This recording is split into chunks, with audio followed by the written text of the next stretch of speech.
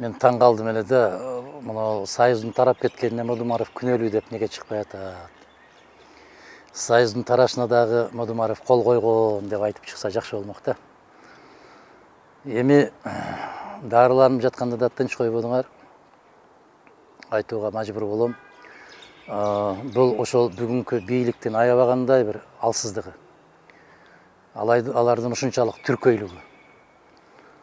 Же болбосо бир сабатсыздыгы десем эле күлө берчилеңер, эмнеге эле сабатсыз дейсиз деп, сабатсыз экендигин өздөрү күн санап көрсөтүп атат. Сүйлөгөн сөздөрүнөн, жазган каттарынан, кабыл алган мыйзамдарынан. Бул сабатсыздык.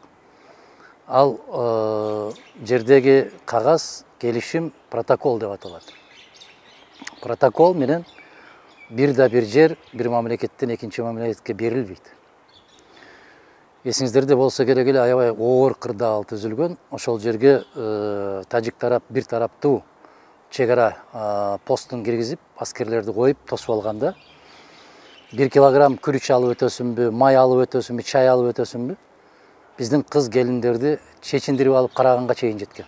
Абдан жаман жагдайга жеткирип койгон. Биз бул маселени чечишибиз керек эле.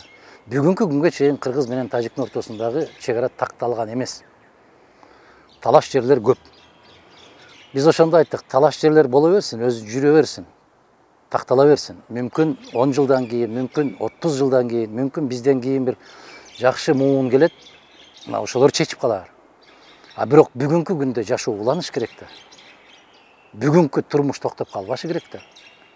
Биз болгондо дагы ошол 2011-жылга чейин Эгемен Кыргыз автожолдору деген бир программабыз бар эле. Мына ошол жолду биз алалы, себеп тажиктер электр энергиясын алып өткөнгө, биздин чек арадан, биздин жер аркылуу өткөнгө мажбур. Баткен Канибадам. Биз ошондо айттык, макул, силер электр сымын биздин жерден тарткыла, а бизге ошол жерди бергиле. Биз ошол жерге көпүрө куралы. Биздин Сүйлүктүдөн, Лейлектен, Баткенден чыккан бир да жара тажик жерин баспай, баягындай кордуктарды көрбөй, текшерүүдөн өтпөй, өз эгемен жолу менен өтө турган болсун деп, бул аябагандай мыкты келишим. Ошон үчүн алар текстти толук көрсөтө албай атат. Бул мыкты келишим. Анан эмнеге бул чуунун чыкканын дагы билем мен. Чоо жайын атайындап ошол бийлик тарабынан чыгарылган сыяктуу. Неге? Соңку сурамжылоолор боюнча Модумаровдун кадыр баркы аябай көтөрүлүп кетти. Элдин ишеними аябай көтөрүлүп кетти. Болгондо дагы мына ошол ар дайым шайлоолордо аябагандай көп добушка ээ болуп атат. Мейли Москвада болсун, мейли Аксыда, мейли Алабука, мейли Чаткал, мейли Баткен областы болобу, же Өзгөн району болобу, сыр эмнеде, же Ноокат району болобу, сыр эмнеде. Биз эмне кылышыбыз керек?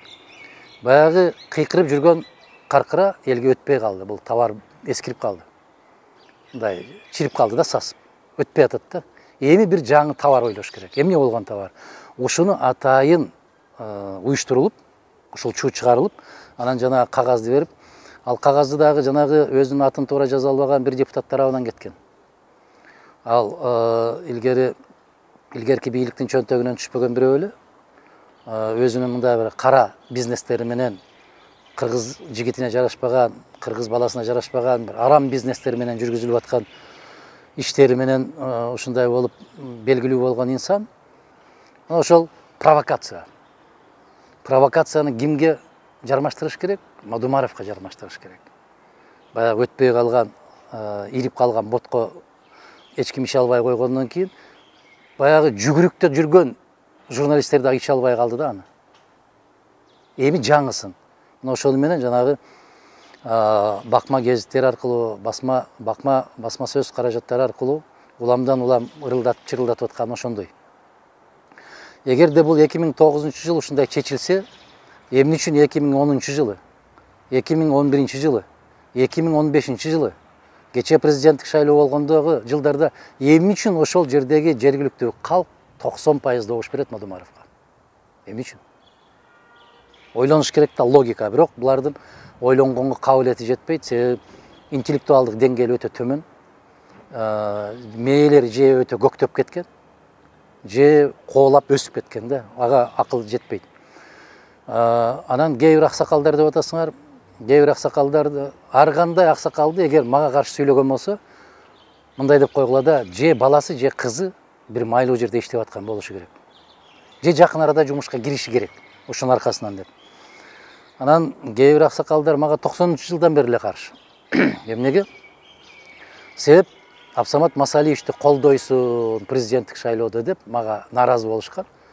Эмнеге ал кишиге каршысыз десем, ал киши мени жетекчилик кызматка көтөрбөй койгон деген таарыныч. Ошол таарыныч жаш баладай болуп, азыр 80ден өтүп калса деле ошол аксакалдарда ошол таарынычтар бар. Анан алардын көзүнө ар кандай болуп көрүнө берет бир нерселер. Алардын сөзүнө маани бербеш керек, таарынбаш керек, жашын сыйлаш керек. Аксакалды аксакалдай өзүн алып жүрө албаса дагы, биз аксакалдай мамиле кылып коюшубуз керек да. Алар айта берет, бирок көңүл бурбаш керек. Анда сиз жана айтып өттүңүз, бийлик ушундай провокация уюштуруп атат депчи, бул үчүнчү тарап бар деп жогорку кеңештин депутаттары деле айтышты айрымдары. Ошондо үчүнчү тарап кайра эле бийлик өзү болуп калышы мүмкүн. Бийликтин өзү тарабы. Себеби соңку мезгилдерде жанагы ар кандай митингдер жарыяланып атат Бишкекте. Мына ушундай учурда бийликтин үрөйү учуп, кандайдыр бир жалпы коомдун көңүлүн башка жака түртүү керек. Башка жака салуу керек. Эгерде чыр чыкпаса, чырды чыгаруу керек. Болгондо дагы эл аралык деңгээлде чыккан болсо, элдин көңүлү ошол жака бурулуп кетет да. Кокуй тиги жакта момундай болуп атканда кой, ички биримдикти көрсөтөлү, ынтымактыкты көрсөтөлү дегенде баягындай сезимдер ойноп кетер бекен деген арам ой бул. Булардын арамза ойлору ушунда жатат. Кеп ал келишимде эмес, ал келишим тескерисинче Кыргызстанга аябай чоң пайда алып келет. Кеп Модумаровдо болуп атат.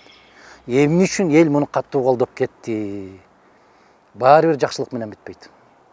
Арам ой адалдык, тазалык менен бүтпөйт. Жакшылык менен бүтпөйт. Ошол Кыргыз-Тажик чек арасы, Өзбек-Кыргыз чек арасы мындан 10 жылдан кийин чечилеби, 50 жыл бир кумалак кум, бир томолок таш Кыргызстандыкы Тажикстанга, Тажикстандыкы Кыргызстанга өткөн жок, өтө элек. Өтүш үчүн эл аралык тийиштүү документтер, процедуралардан өтөт. Андан кийин гана бекитилет.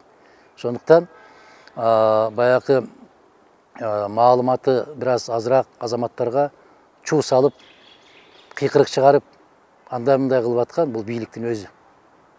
Ошо элдин көңүлүн дагы бир жолу айтам, ошол жака буруп, кээ бир съездердин өтүшүнө каршылык көрсөтүү, кээ бир митингдердин Бишкекте болушуна каршылык көрсөтүү, мына ушул жерлердеги болуп аткан толкундоолордун баарынын көңүлүн башка жака буруу. Илгерки мамлекеттердин жетекчилери өз элинде нааразычылык башталганда сөзсүз башка мамлекет менен кичине согуш ача коюп, мекен сүйүү сезимин көтөрүп, баягы демди басчу. Булар дагы ошондой арам жолду тандап алды. Бирок булардын арам жолу 2-3 күндө эле билинип калат буюрса. Көрүнүп байкалып калат. Ошол үчүнчү күч дегендери ошол кызыктар кишилер көп. Бирок эң кызыктары бүгүнкү күндөгү бийлик. Ушул чырга дагы, чатакка дагы, кызыктар дагы, буйртма берген дагы, аны ишке ашырып аткан дагы бүгүнкү бийлик тийиштүү кызматчылар.